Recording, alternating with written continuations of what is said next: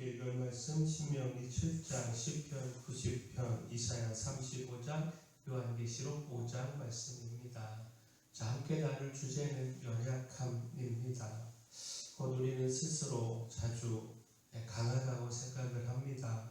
내가 스스로 판단하고 선택하고 내 힘으로 버티고 내 노력으로 이루어 가려고 하고 또 이루어 갈 수 있다 생각을 합니다. 그러나 오늘 말씀은 우리에게 묻습니다. 우리가 과연 스스로 설 수 있는 존재인가? 우리가 우리의 연약함을 바로 깨달을 때 비로소 붙들어야 할 것이 무엇인지 보이기를 시작하는데, 자, 먼저 붙들어야 하는 것 주의 약속입니다. 신명기 7장은요, 이스라엘이 가나안에 들어가서 이방 민족과 섞이지 말고 그들의 우상과 제단을 철저히 끊어버리라 명하시는 말씀입니다. 그들과 타협하면 결국 하나님을 떠나 이방신을 섬기게 되고 그 끝에는 하나님의 진노가 있기 때문입니다. 반대로 하나님만 사랑하고 그의 말씀을 지키면 하나님께서 언약을 따라서 복을 주시고 번성하게 하시고 대적 앞에서도 승리를 주시겠다 약속하십니다. 이 말씀의 중심에는요, 하나님의 백성이 무엇을 붙들어야 하는지가 분명하게 드러납니다. 승리와 복은 우상에게 있지 않고 오직 하나님과 그의 약속에 있습니다. 모세는 이스라엘이 하나님의 택하심 받은 이유를 분명히 말합니다. 신명기 7장 7절 8절 말씀 보면 여호와께서 너희를 기뻐하시고 너희를 택하심은 너희가 다른 민족보다 수요가 많기 때문이 아니니라. 너희는 오히려 모든 민족 중에 가장 적으니라. 여호와께서 다만 너희를 사랑하심으로 말미암아 또는 너희 조상들에게 하신 맹세를 지키려 하심으로 말미암아 자기의 권능의 손으로 너희를 인도하여 내시되 너희를 그 종되었던 집에서 애굽 왕 바로의 손에서 속량하셨나니.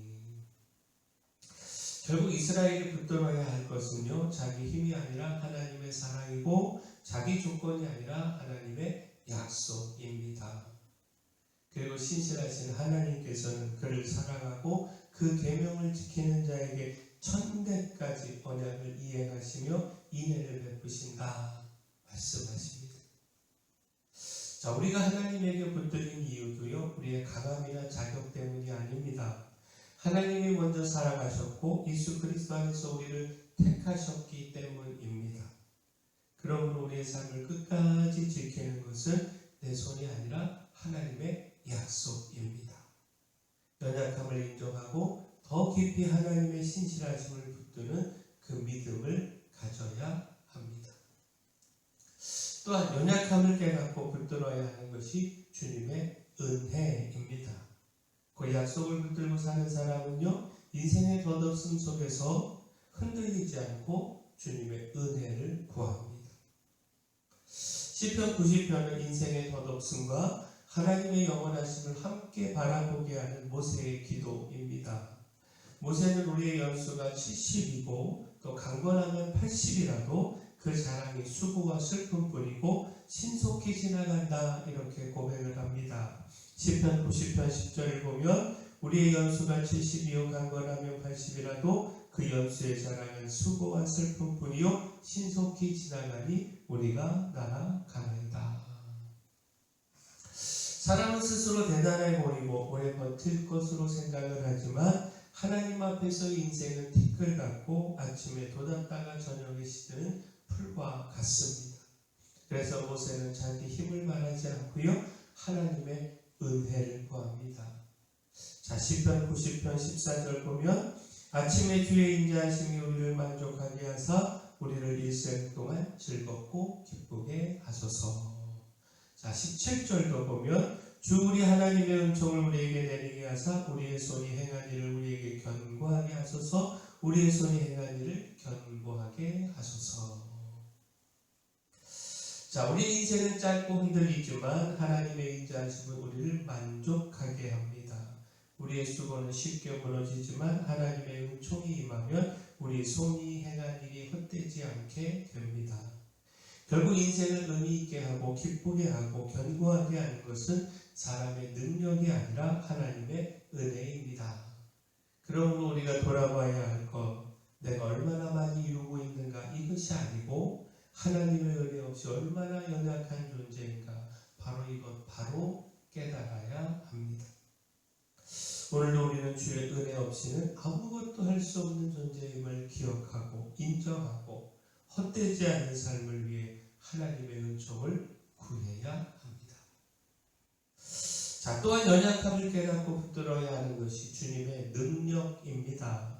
곧 은혜를 구하는 사람은요, 자기 힘이 아니라 하나님의 능력을 바라볼 수 있게 됩니다. 이사야 35장은 심판과 황폐함 뒤에 하나님께서 자기 백성에게 베푸실 회복과 구원의 약속을 보여줍니다. 광야가 꽃피고 사막이 기뻐하고 슬픔과 탄식이 물러가고 기쁨과 즐거움이 임하는 장면은 하나님이 이루실 새날을 바라보게 합니다. 자, 그 가운데 하나님은 이렇게 선포하시는데 이사야 35장 3절 4절 말씀 보면 너희는 약한 손을 강하게 하며 떨리는 무릎을 굳게 하며 겁내는 자들에게 이르기를 굳세어라 두려워하지 말라 보라 너희 하나님이 오사 보복하시며 갚아주실 것이라 하나님이 오사 너희를 구하시리라 하라. 자, 약한 손과 떨리는 무릎은 당시 백성들의 현실을 그대로 보여줍니다. 그들은 상처 입었고 지쳤고 두려웠습니다. 자기 힘으로는 지금 당장 그 상황을 바꿀 수 없었습니다. 그러나 하나님은 연약한 백성에게 먼저 강해지라고만 그렇게 말씀하지 않으십니다. 오히려 자신을 바라보지 말고 오셔서 구원하실 하나님을 바라보라고 하십니다. 두려움을 이기는 힘은 내 안에서 나오는 어떤 결심이 아니고 능력의 하나님을 바라보는 믿음에서 나온다라는 겁니다. 우리도 현실 앞에서 손이 힘없이 떨어지고 또 무릎이 풀릴 때가 많이 있습니다.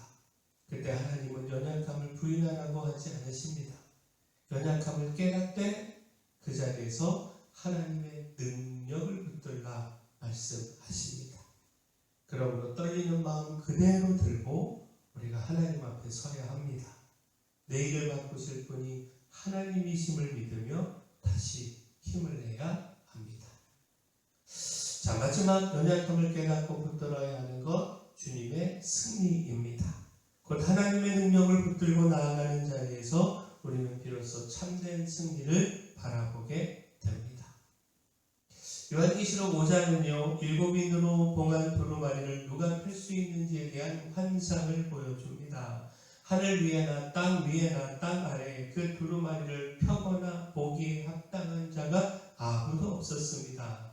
그 장면 앞에서 요한은 크게 웁니다.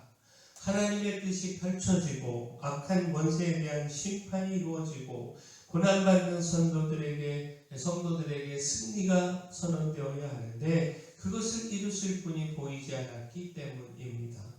사람도 천사도 세상의 어떤 권세도 이 일을 감당할 수 없었습니다.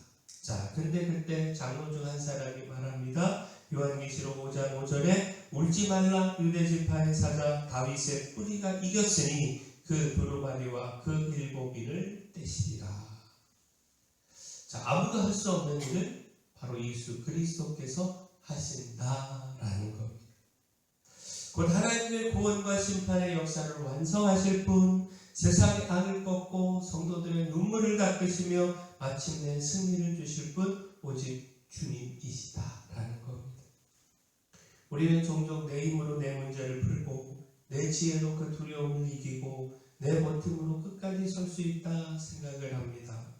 그러나 요한의 눈물은 우리에게 분명히 말해줍니다. 우리는 스스로 아무것도 할 수 없습니다. 그렇게 더욱 예수 그리스도를 붙들어야 합니다. 이 사망의 권세를 깨뜨리고 이기신 주님이 계시기에 우리의 싸움은 절망으로 끝나지 않습니다. 그러므로 오늘도 울지 말라 하시는 그 주님의 음성을 듣고 승리하신 그리스도를 더 굳건하게 붙들어야 합니다. 연약한 우리는 생명도 행복도 삶의 승리와 축복도 스스로 열어갈 수 없습니다. 그러므로 우리의 연약함을 깨닫고 주의 약속을 붙들며 주의 은혜를 구하고 주의 능력을 힘입어야 합니다. 우리의 소망은 오직 승리하신 주님께 있습니다. 우리가 이걸 잊지 말고 우리의 주님 더욱 붙들고 바라보기를 소원합니다. 사랑의 주 하나님, 우리의 연약함을 분명히 깨닫고 또 겸손히 주님을 붙들고 또 주님께서 주시는 영혼을 사모하기를 소망합니다. 연약한 우리를 택하신 주님의 사랑을 깨닫고 그 사랑에 순종으로 응답하여 언약을 이루시며 인애를 베푸시는 주님의 축복을 누리게 하여 주시며 또 주의 능력과 승리를 붙들어 두려움을 이기고 주께서 주시는 승리를 끝까지 누리게 하여 주시옵소서.